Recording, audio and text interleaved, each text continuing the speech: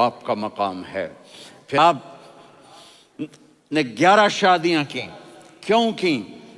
سنو حدیث، ما تزوجت وما زوجت الا بوحی من السماء نزل به جبریل، کہ میرے ساتھیوں سنو، اللہ کی قسم میں نے کوئی شادی اپنی مرضی سے نہیں کی، میرے اللہ نے فرمایا یہاں کرو، میں نے کی۔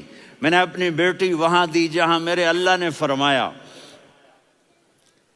تو اتنی شادیاں کیوں کی ہیں؟ ہمیں گھر کی زندگی سمجھانے کے لیے۔ میری بات غور سے سنو، دنیا کا سب سے بڑا رشتہ خاوند اور بیوی ہے، سب سے مقدس رشتہ ماں باپ ہے، لیکن سب سے بڑا رشتہ خاوند اور بیوی ہے۔ جب یہ ٹوٹ جاتا ہے تو پوری نسل برباد ہو جاتی ہے۔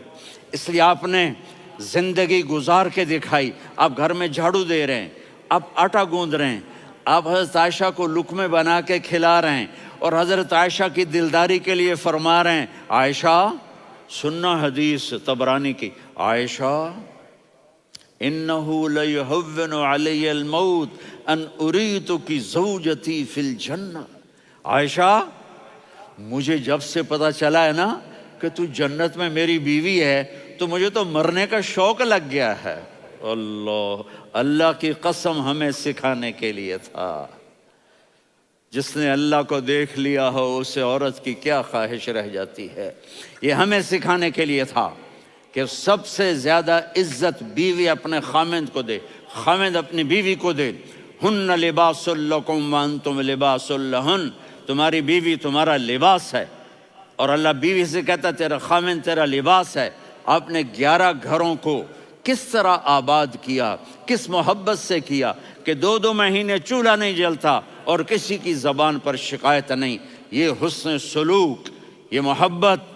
حضرت عائشہ کی عمر تھوڑی تھی، جہاد کے سفر سے واپسی ہو رہی، تو آپ نے صحابہ سے کہا بھی چلے جاؤ سارے آگے چلے گئے، تو صرف آپ دونوں رہ گئے۔ تو آپ نے کہا عائشہ دوڑ لگائیں۔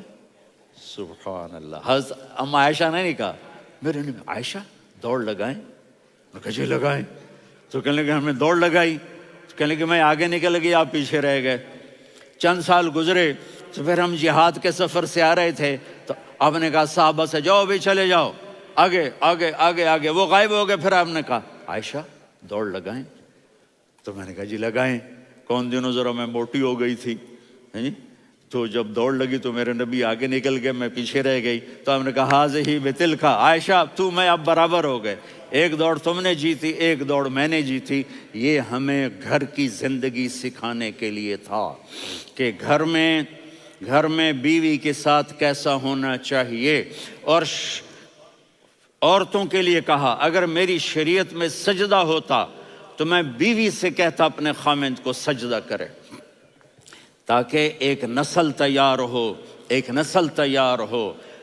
بیلنس زندگی گزارو۔ میں نے کل بھی کہا تھا، آج